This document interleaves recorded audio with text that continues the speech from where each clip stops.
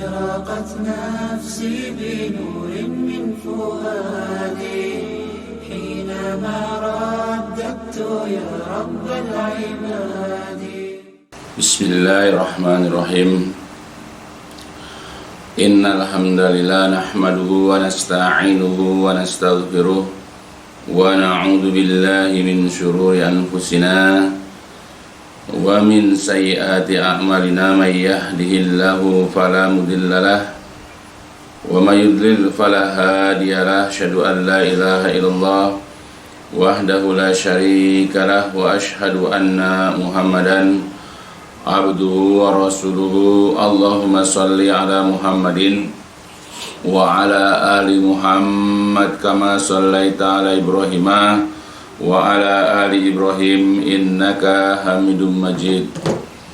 اللهم بارك على محمد وعلى آل محمد كما باركت على إبراهيم وعلى آل إبراهيم إنك حميد مجيد. أما بعد فإن أصدق الحديث كتاب الله وخير الهدي هدي محمد صلى الله عليه وسلم وشر الأمور محدثاتها فإن كل محدثة بدعة وكل بدعة ضلالة وكل ضلالة في النار. Alhamdulillah, kita ketemu lagi untuk sedikit membahas hal yang termasuk perkara penting di dalam agama. Insyaallah mudah-mudahan apa yang dijelaskan ya kendati pun ya tidak secara panjang lebar atau tidak secara luas, tapi ya mudah-mudahan akan memberikan faedah kepada kita seluruhnya, khususnya diri saya sendiri.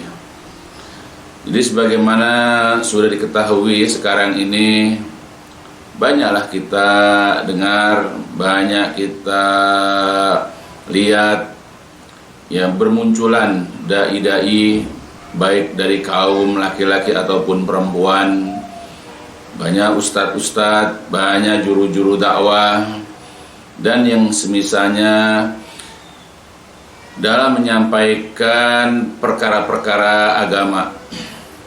Ya, mereka menyampaikan perkara-perkara agama kepada umat ini dengan menyampaikan dan membawakan hadis-hadis ya yang dinisbahkan kepada Rasulullah Shallallahu Alaihi Wasallam. Baik itu kita jumpai di dalam ceramah-ceramah mereka secara langsung di masjid, ya, atau di tempat-tempat yang khusus misalnya, atau bahkan kita juga lihat di YouTube misalnya, atau banyak juga yang streaming dan banyak lagi yang lain. Begitupun juga sekarang banyak kita lihat ya aneka macam tulisan, ya aneka macam pengajaran-pengajaran agama, apakah itu yang termuat dalam buku-buku yang disusun oleh mereka atau juga berupa diktat, artikel, postingan-postingan di Facebook, di Twitter, ya bahkan melalui WA misalnya, WhatsApp, surat kabar, ya, dan masih banyak yang lain. Mereka menyampaikan perkara-perkara agama. Mereka mengajak umat ini kepada kebaikan-kebaikan dan mereka menisbahkan apa yang mereka tulis itu kepada ucapan, kepada perilaku, perintah, larangan dari Rasulullah Shallallahu Alaihi Wasallam. Atau minimal mereka mengatakan misalnya ini merupakan ajaran dalam agama Islam misalnya. Nah, kita jumpai ya hal-hal seperti itu. Nah, mereka biasanya para dai, juru dakwah, bahkan orang-orang awam pun kadang-kadang ikut-ikutan di dalam menyampaikan materi-materi dakwah. Mereka orang-orang yang tidak menguasai bidang agama pun ya tiba-tiba mereka menjadi ahli agama. Nah, mereka menyampaikan hadis-hadis itu, ya perkara-perkara agama yang disandarkan kepada hadis-hadis itu sesuai dengan tujuan dan keinginan mereka, tapi tanpa mau menerangkan hadis itu diriwayatkan oleh siapa. Misalnya Imam Bukhari, Muslim, Nasai, Abu Daud dan yang lain-lainnya. Nah, mereka tidak menerangkan hadis itu diriwayatkan oleh siapa.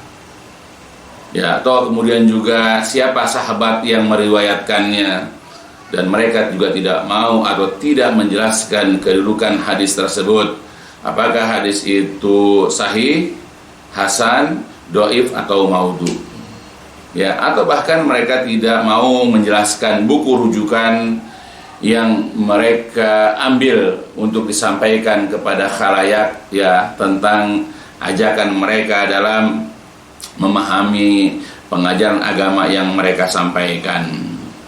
Padahal boleh jadi apa yang disampaikan oleh mereka, baik itu secara lisan atau secara tulisan, boleh jadi yang dibawakan itu ya perkataan-perkataan yang dinisbahkan kepada Nabi, perbuatan-perbuatan yang dinisbahkan kepada Rasul, itu boleh jadi itu adalah merupakan hadis ya dhaif, ya hadis lemah, atau bahkan juga hadis yaitu maudhu, hadis palsu, yang kita yakin ya kalau kita memahami ajaran agama dengan baik bahwa hadis-hadis seperti ini ia tidak boleh diamalkan dan tidak dapat dijadikan dasar atau hujah ya di dalam perkara-perkara agama. Karena pada dasarnya hadis tersebut bukanlah perkataan atau perbuatan Rasulullah Shallallahu Alaihi Wasallam, ya, namun dinisbahkan, dihubungkan, dikaitkan, ya, kepada Rasulullah Shallallahu Alaihi Wasallam. Maka boleh jadi orang yang menyampaikan perkara agama itu, apakah dia itu seorang ustadz, seorang dai, ataupun orang awam ini yang mengajarkan perkara agama dan dinisbahkan kepada Rasulullah padahal bukan ucapan Rasulullah atau perbuatan Rasulullah, boleh jadi ia orang ini telah menjadi orang yang berdusta, orang yang berbohong atas nama Rasulullah Shallallahu Alaihi Wasallam. Boleh jadi seperti itu. Maka berhati-hatilah kita di dalam menyampaikan suatu perkataan yang dinisbahkan kepada Rasulullah, atau kita menjadi penyambung sebuah tulisan yang juga dinisbahkan kepada Rasul. Karena boleh jadi yang dinisbahkan kepada Rasul boleh jadi itu adalah hadis lemah atau hadis palsu. Hal ini mungkin juga dikarenakan karena keawaman, kebodohan mereka tentang suatu hadis. Ya, karena nggak tahu hadis nih orang ini, atau juga tidak tahu tentang bahayanya menyampaikan hadis-hadis lemah, ya, atau bahaya menyampaikan hadis-hadis palsu. Kemudian juga karena mereka mungkin malas ya untuk mempelajari, membuka buku-buku yang berkenaan dengan hadis-hadis tersebut. Atau mereka juga memang orang yang suka memudah-mudahkan diri di dalam mempelajari dan menerangkan ya perkara-perkara agama mereka. Gampang-gampangin aja. Wah, itu kan ini juga kata-kata Nabi. Ya, itu juga adalah merupakan sabda Nabi, padahal itu bukan sabda Nabi. Ya, hanya dinisbahkan saja, ya. Nah, oleh karena itulah mari kita dengar apa yang dikatakan oleh Abu Syamah, ya, supaya kita berhati-hati di dalam menyampaikan sesuatu perkataan atau perbuatan yang dinisbahkan kepada Rasulullah Shallallahu Alaihi Wasallam. Kata beliau di dalam kitabnya yaitu Tamamul Minnah halaman 32, ya, kata beliau, qala Abu Syamah rahimahullah, wa hadza 'indal muhaqqiqin min ahli hadis wa 'inda ulama'il usul wal fiqhi khata'un bal yanbaghi ayyubayina amrahu in ulima wa illa dakhala tahtal wa'id fi qaulihi sallallahu alaihi wasallam, man haddasa anni bihadisin yura annahu kadhib fahuwa ahadul kadhibin, rawahu Muslim. Jadi kata Abu Syamah, wahada indal muhaqqiqin, ya, jadi kata beliau perbuatan para ulama yang membawakan hadis-hadis dhaif ini, ya, maksudnya wahada ini yaitu perbuatan para ustadz, ya, kiai atau orang-orang awam di dalam menyampaikan hadis-hadis dhaif ini, ya, indal muhaqqiqin, menurut para muhakkik, ya, atau ahli hadis, ya, jadi kebiasaan orang-orang yang gampang-gampang menyampaikan hadis Nabi padahal bukan. Nah, menurut para muhaqqiqin, para ahli hadis, ya, begitu juga wa inda ulama'il usul wal fiqhi, menurut ya para ulama usul dan juga pakar ilmu fikih, ya perbuatan orang-orang itu adalah khotok, merupakan kesalahan, suatu kekeliruan. Ya, dikit-dikit kata Nabi, dikit-dikit kata Nabi, dan seterusnya. Bahkan nanti kalau itu dalam tulisan ya disuruh share, ya disuruh sebarluaskan, nanti dapat pahala begini dan seterusnya. Kita sering jumpai tulisan-tulisan seperti itu. Nah, ini adalah merupakan suatu kekeliruan. Bahkan yang merupakan suatu keharusan bagi mereka itu ayyubayina amruhu in ulima. Jadi suatu kewajiban, suatu keharusan bagi mereka untuk menjelaskan perkara tersebut jika mereka mampu, jika mereka tahu. Wa illa, dan jika tidak, mereka tidak mau menjelaskan kondisi hadis itu sahih atau tidak, ya, dan juga menjelaskan ya kalau doif ini kenapa dan seterusnya, ya, jika tidak dakhala, ya maka dia masuk atau terkena dengan tahtal wa'id, ancaman, ya, di dalam qaulihi sabda Nabi sallallahu alaihi wasallam. Jadi kalau andai kata para ulama, para ustadz, para kiai, ya, atau dai-dai itu ya tidak teliti dalam menyampaikan hadis, ya, maka dia terkena ancaman dari sabda Nabi, man haddasa anni bihadisin, man barang siapa haddasa yang menyampaikan suatu hadis, haddasa menyampaikan hadis, membicarakan sebuah hadis, anni dari saya, bihadisin suatu hadis, yura annahu kadzib, yang ia tahu, padahal ia mengetahui bahwasanya dia itu kadzib, bahwasanya ia berdusta, ya, dia tahu sebetulnya bukan sabda Nabi atau cuma ikut-ikutan saja, fahuwa, maka dia termasuk ahadul kadzibin, salah satu di antara pendusta. Hadis ini diriwayatkan oleh Imam Muslim. Jadi kalau ada orang menyampaikan suatu hadis lalu dia tidak ngecek dulu, dia tidak teliti di dalam menyampaikan, atau bahkan dia tahu bahwasanya sebetulnya ini bukan hadis Nabi, dia cuma ikut-ikutan saja, ya, karena ada bahasa Arabnya, apalagi cuma dikatakan qala Rasulullah, qala Nabi saja, ya, maka ya dia itu termasuk salah seorang di antara pendusta, ya, pendusta yaitu di dalam agama, al-iyadzubillah. Nah, itulah. Jadi hati-hati kita di dalam menyampaikan sebuah hadis, apalagi jikalau itu ia dilakukan oleh dai, oleh ustadz, ya, oleh penceramah, ya, apalagi orang-orang awam harusnya lebih teliti di dalam menyampaikan sebuah hadis. Atau kalau memang bukan bidangnya, nggak usah ikut-ikutan. Atau kalau mereka mendapatkan suatu postingan berkenaan dengan sabda Nabi, nggak usah ikut-ikutan, cek dulu. Ya, tanya kepada orang yang memang paham tentang suatu hadis misalnya. Kalau tidak, jangan di-share, jangan diposting kembali, jangan disebarluaskan, karena boleh jadi kita ikut menyebarkan kebohongan atas nama Nabi. Kemudian juga dalam hadis yang lain, an Salamah ibnil Aqwa, dari Salamah bin Aqwa, qala berkata, sami'tun Nabi sallallahu alaihi wasallam, aku pernah mendengar Nabi sallallahu alaihi wasallam yaqul, bersabda. Kata beliau, may yakul alayya malam akul falyatabawa maq'adahu minan nar.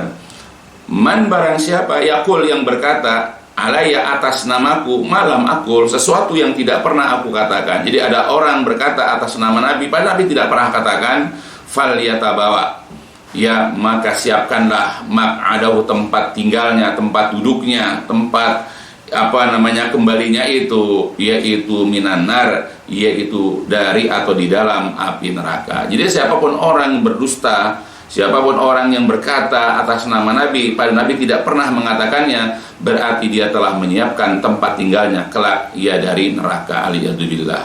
Hadis ini diriwayatkan oleh Imam Al-Bukhari, Imam Ahmad dari Abu Hurairah.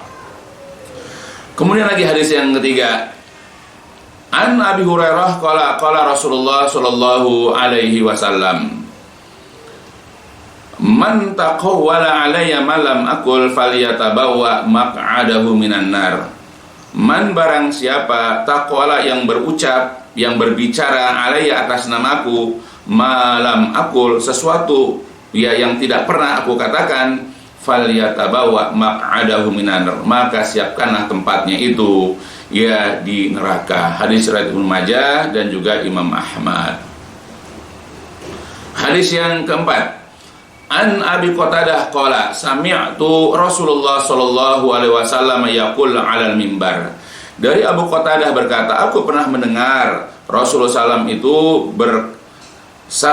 berkata di atas mimbar. Kata beliau, iyyakum wa kasratal hadisi anni, faman qala alayya falyakul haqqan aw sidqan, wa man taqawwala alayya ma lam aqul falyatabawa maq'adahu minan nar. Jadi kata Rasulullah, iyyakum, waspadalah, berhati-hatilah kalian dari banyak menyampaikan hadis dariku. Barang siapa yang tidak berkata, maka berkatalah yang benar, atau hendaklah berkata yang hak. Ya. Dan barang siapa yang berbicara, barang siapa yang berucap atas namaku yang tidak pernah aku ucapkan, maka siapkanlah tempat duduknya, tempat tinggalnya di neraka. Hadis ini juga dalam riwayat Ibnu Majah, Imam Ahmad dan Ad-Darimi. Selalu diancam dengan ya kata-kata siapkan tempatnya di neraka.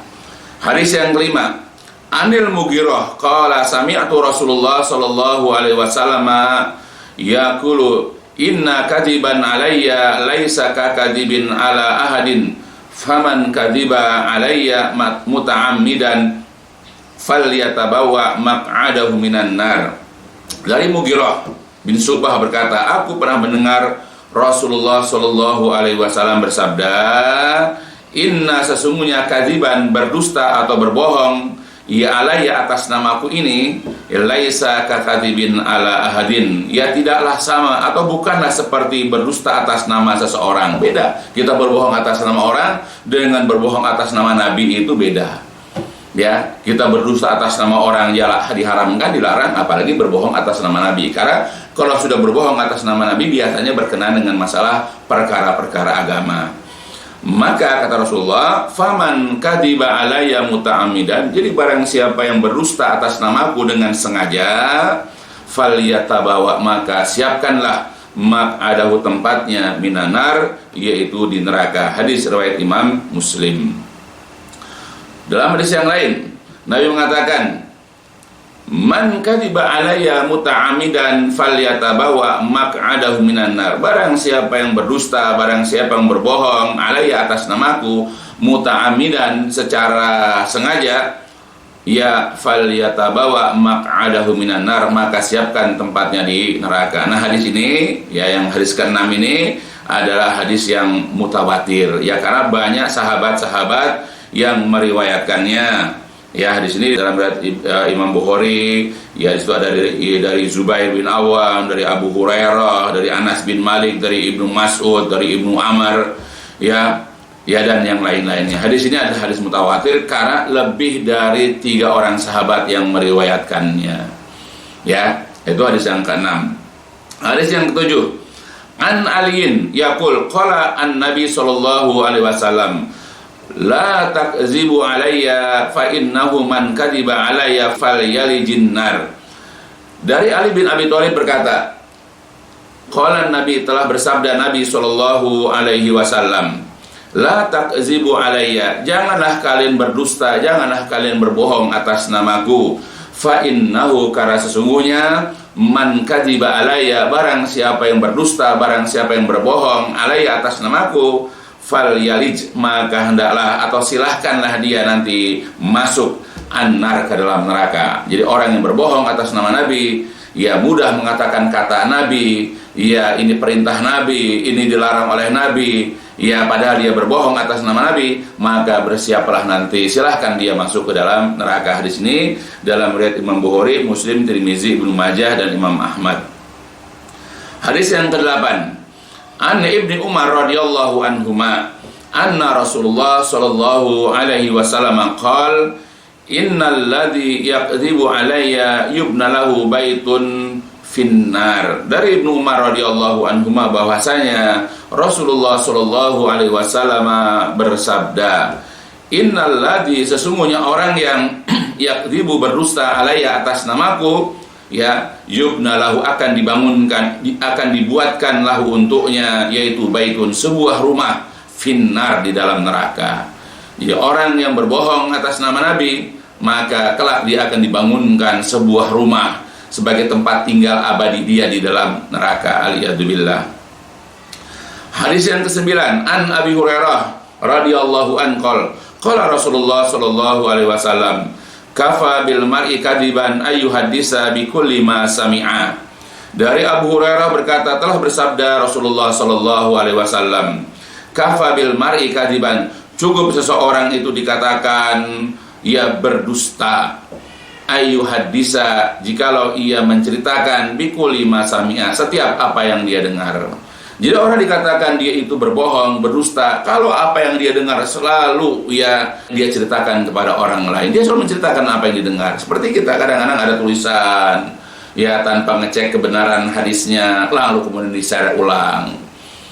Ya, padahal jelas di situ tidak ada hadisnya. Atau kalau kata-kata Nabi juga, ya tidak jelas hadis riwayat siapa, hadisnya derajatnya apa. Dan kita tuh mungkin karena kita ini sudah senang dengan perkara-perkara agama, tapi karena keawaman kita langsung men-share ulang. Ya, hati-hati, itu termasuk bisa jadi berdusta, kita berbohong. Setiap apa yang kita lihat, setiap apa yang kita dengar, setiap apa yang kita baca tanpa kita cek lagi, lalu kita sebarluaskan, ya, kalau menurut Nabi cukup dikatakan seseorang itu berdusta atau berbohong. Dan kita ingat, berbohong atas nama Nabi diancam dengan neraka. Mengomentari hadis ke-9, berkata Imam Ibnu Hibban rahimahullah, di dalam hadis ini terdapat ancaman bagi seseorang yang menyampaikan setiap apa yang dia dengar sampai ia tahu dengan seyakin-yakinnya bahwa hadis atau riwayat tersebut adalah sahih. Dalam kitab Al-Majruhim minal Muhaddisin, yaitu, ya, jadi itu hadis yang nomor 9 tadi yang baru saja dibacakan, cukup seseorang dikatakan berdusta, ya, dan seterusnya hadis, itu adalah merupakan ancaman bagi seseorang, yaitu menyampaikan setiap apa yang ia dengar sampai dulu dia yakin bahwa yang disampaikan itu adalah hadis sahih, ya. Kalau enggak yakin, jangan disebarluaskan, jangan disampaikan kepada orang lain. Hadis yang ke-10, an Abi Hurairah radhiyallahu an Rasulillah sallallahu alaihi wasallam, dari Abu Hurairah radhiyallahu an dari Rasulullah sallam, annahu qala, bahwasanya beliau Rasulullah itu bersabda, sayakunu fi akhiriz zaman nasun min ummati yuhaddisunakum bima lam tasma'u antum wala abaukum fa iyyakum wa iyyahum. Ya, kata Rasulullah, akan ada nanti sekelompok orang dari umatku, ya, akan ada, ya, sekarang juga kita sudah jumpai orang-orang seperti ini. Akan ada sekelompok orang dari umatku di akhir zaman yang menceritakan hadis kepada kalian yang tidak pernah didengar oleh kalian dan juga didengar oleh bapak-bapak atau nenek moyang kalian. Maka waspadalah kalian terhadap mereka. Hati-hati. Ya, jadi kita sering dengar ucapan-ucapan, ya, hadis-hadis itu dhaif, hadis-hadis palsu, bahkan hadis-hadis buatan baru-baru ini aja. Ya, karena tidak pernah didengar oleh kalian, oleh para sahabat. Tidak dengar juga oleh orang-orang, ya, katakanlah orang-orang dahulu tentang hadis-hadis tersebut. Ya, maka kita harus hati-hati. Waspadalah terhadap mereka yang suka menyampaikan hadis-hadis yang tidak jelas derajatnya, yang tidak jelas riwayat siapanya. Nah, oleh karena itulah, wahai saudara-saudaraku yang muslim, yang sudah cinta dengan ajaran agama ini, ya, hendaklah kita, ya, berhati-hati di dalam menyampaikan hadis-hadis Nabi. Kenapa?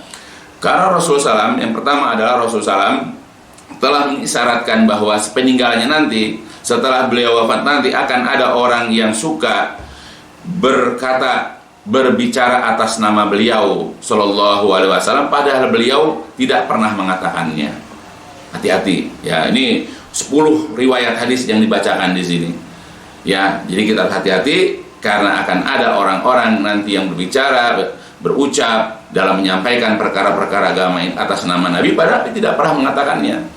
Maka tidak heran di masa sekarang ini banyak di antara umat yang mengaku-ngaku sebagai ustadz, sebagai dai, penceramah, kiai, yang semisalnya itu gemar ia mengatakan, misalnya Rasul SAW telah bersabda, berkata, menyuruh, melarang, menganjurkan, mencontohkan, melakukan ini, melakukan itu, dan sebagainya. Padahal tidak ada satupun dari hadis yang menjadi rujukannya. Kalau toh ada misalnya, nah ternyata hadis itu setelah dicari, setelah ditelaah, ternyata hadis itu adalah hadis dhaif, yaitu hadis lemah, atau juga hadis palsu. Mari kita lihat, ya. Makanya hati-hati kita, ya, apalagi sebagai orang awam, ya, hati-hati. Yang kedua, ada perintah dari Rasulullah SAW agar waspada dari banyak menyampaikan hadis dari beliau. Artinya, setiap muslim ketika akan menyampaikan hadis dari Nabi, maka adalah ia berusaha mencari tahu dulu dari para ahli hadis akan derajat hadis tersebut. Dia tanya, tahu dulu hadisnya sahih atau tidak, gitu maksudnya. Nah, apakah termasuk hadis yang sahih atau tidak? Maksudnya, hadis itu benar-benar dari beliau atau hanya mengada-ada? Ya, atau hadis ini memang hadis ada, tapi hadis ini hadis palsu atau hadis dhaif. Kenapa demikian? Sekarang, jika nama kita saja dicatut oleh seseorang untuk keuntungan diri dan kelompoknya, tentu kita tidak akan suka, kita akan marah. Dan bahkan kita, kalau merugikan kita, pasti kita akan menuntut ke meja hijau, kita akan lapor ke polisi. Ya, nah lalu bagaimana jika itu nama Rasulullah SAW dicatut? Masa sih kita nggak marah? Nama junjungan kita, ya, nama panutan kita itu dicatut, aneh ya. Kita saja marah kalau nama kita dicatut. Ya, lalu kenapa kita harus bertanya kepada ahli hadis? Ya, sekarang begini, kalau kita ingin memperbaiki sesuatu, misalnya mobil kita, motor kita rusak, pasti kita akan datang kepada ahlinya, yaitu kepada montir. Kalau rumah kita rusak, juga pasti akan datang kepada ahli bangunan. Begitu juga kalau kita sakit, pasti kita akan datang ke dokter, bahkan dokternya pun adalah dokter, yaitu spesialis. Nah, maka dalam masalah agama juga begitu. Kalau kita pengen tahu tentang hadis, tanya kepada ahlinya, yaitu kepada ahli hadis.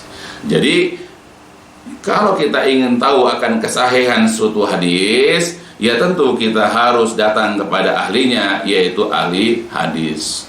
Nah, sebagai umat Islam yang memang diajarkan untuk berilmu, ya, untuk memiliki pemahaman agama yang baik, kemudian juga mempunyai akhlak yang mulia, maka kita harus profesionalisme, yaitu mengembalikan sesuatu itu, ya, kepada ahlinya atau kepada orang yang memang, ya, profesinya dia. Kita tentu akan menghargai seseorang, ya, yang bekerja dan berbicara sesuai dengan keahliannya. Nah, termasuk juga ahli hadis. Yang ketiga yang kita pahami adalah seseorang dikatakan berdusta jika ia selalu berbicara atau menyampaikan segala sesuatu yang ia dengar atau apa yang ia baca. Di masa sekarang ini banyak dari kaum muslimin yang suka menyampaikan ucapan-ucapan yang dianggap dari Nabi SAW, padahal ia cuma dengar-dengar saja dari Ustadz Fulan dan Ustazah Fulanah. Ia tidak mau tahu atau memang enggan mencari tahu akan keberadaan dan kesahihan hadis tersebut. Coba jika ia bertanya kepada sang ustadz yang menyampaikan hadis tersebut akan keberadaan dan derajatnya, tentu itu lebih baik untuk menguatkan keyakinannya, sehingga ia dapat kembali menyampaikan hadis tersebut kepada keluarga atau kawannya dengan tenang dan tanpa keraguan. Sebab bila ia gemar menyampaikan sesuatu yang ia dengar tanpa ia mau mengetahui, ya, sumbernya atau dasarnya, maka ia diacap oleh Rasulullah SAW. Dia dicap, ya, dianggap oleh Rasulullah sebagai seorang pendusta. Hati-hati, ya, kita sebagai orang awam tuh bisa jadi dianggap sebagai pendusta kalau setiap apa yang kita dengar, apa yang kita baca di tulisan Facebook atau WA atau Twitter langsung kita sebarluaskan. Bisa jadi, ya, kita dianggap sebagai pendusta oleh Rasulullah. Yang keempat, Rasulullah SAW mengancam setiap orang yang berkata atas namanya, padahal beliau tidak pernah mengatakannya, padahal beliau tidak pernah melakukannya, dengan mendapatkan tempat, yaitu di neraka. Apalagi dengan sengaja ia berdusta atas nama beliau SAW. Maksudnya, jika ada orang yang karena kebodohannya berkata tentang sesuatu pada Rasulullah Shallallahu Alaihi Wasallam, apakah berupa ucapan ataupun perbuatan, yaitu hadis. Padahal perkataan yang dikutipnya itu bukanlah sabda atau perbuatan beliau. Karena hadis tersebut adalah hadis lemah atau palsu, maka ia kelak akan masuk ke dalam neraka. Maka bagaimana dengan orang yang sengaja berdusta atas nama Nabi Shallallahu Alaihi Wasallam, padahal ia tahu hadis itu lemah atau palsu, tetapi ia tetap menyampaikannya dan mengatakan kepada umat Islam, kepada kaum muslimin sebagai sabda Nabi Shallallahu Alaihi Wasallam. Itu sengaja namanya. Dia tahu hadis dhaif, dia tahu hadis lemah, atau dia tahu hadis palsu, tapi dia sebarluaskan juga. Nah, tentu ini lebih besar lagi hukumannya. Yang kelima, banyak mudarat yang dapat ditimbulkan oleh hadis lemah dan palsu ini. Di antaranya, pertama, berbohong atas nama Nabi SAW, menyebabkan terjadinya banyak tambahan dalam agama, khususnya di dalam perkara bid'ah, kemusyrikan, juga menyebabkan banyaknya terjadi perselisihan, perpecahan, pertikaian, dan permusuhan dalam agama. Padahal Islam telah menganjurkan persatuan dan perdamaian. Banyak di antara umat Islam yang lebih mengenal dan menghafal hadis-hadis lemah dan palsu daripada hadis-hadis sahih dan juga ayat-ayat suci Al-Quran, dan masih banyak lagi yang lain. Yang keenam, terdapat larangan dari menyampaikan hadis lemah atau palsu. Hal ini dikarenakan untuk menjaga kemurnian agama dari campur tangan manusia di dalam menegakkan ajaran Islam. Sebab di antara keberadaannya hadis lemah dan palsu itu dikarenakan campur tangan manusia yang lemah agamanya untuk membela keyakinannya yang keliru, atau fanatik kepada golongan, ingin dekat dengan para penguasa di saat itu, sengaja merusak ajaran Islam, dan lain sebagainya. Jika setiap orang, apalagi para ustadz itu, dengan bebasnya menyampaikan sesuatu perkara agama sesuai dengan akal logikanya atau hawa nafsunya tanpa dalil yang menyertainya, niscaya agama kita, agama Islam yang kita cintai ini akan rusak sebagaimana rusaknya agama-agama terdahulu. Kalau toh misalnya berdalil, sayangnya dalil-dalil hadis itu juga dalam keadaan cacat lantaran dikategorikan sebagai hadis lemah dan palsu, al-iyadzubillah. Maka itu, wahai saudara-saudaraku, marilah kita muliakan Nabi kita Muhammad SAW dengan cara membaca, memahami, mempelajari, menghafal, mengamalkan, dan menyebarluaskan hadis-hadis Nabi SAW yang telah sabit, yang telah sahih dari beliau SAW. Milikilah buku-buku hadis dan yang berkenaan dengannya, sebagaimana kita mempunyai kitab suci Al-Quran.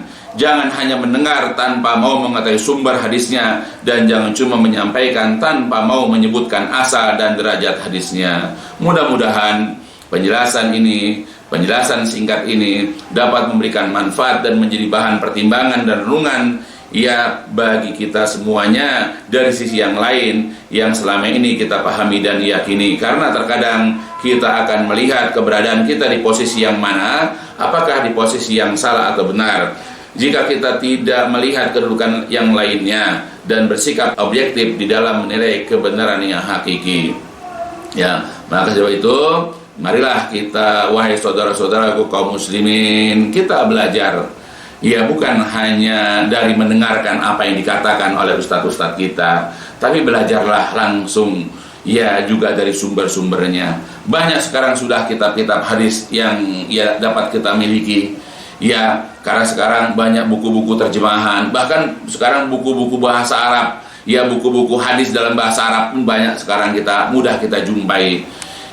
Banyak orang-orang yang menjual buku-buku bahasa Arab, dan bahkan sekarang ada internet yang bisa kita lihat yang menjelaskan tentang hadis-hadis Nabi SAW.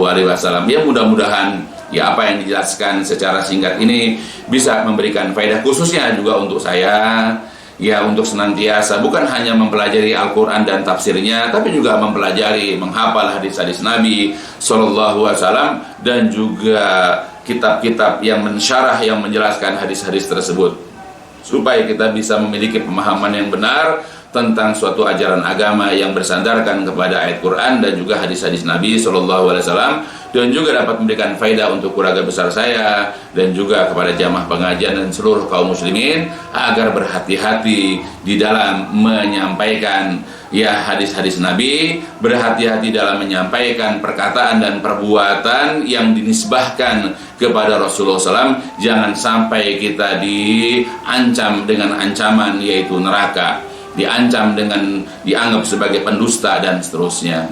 Ya mudah-mudahan lah, mudah-mudahan sekali lagi bisa berfaedah untuk kita seluruhnya, dan ditutup dengan walhamdulillahil alamin. Subhanakallahumma wa bihamdika asyhadu an la ilaha illa anta astaghfiruka wa atubu ilaik. لسوف أعود يا أمي أقبل رأسك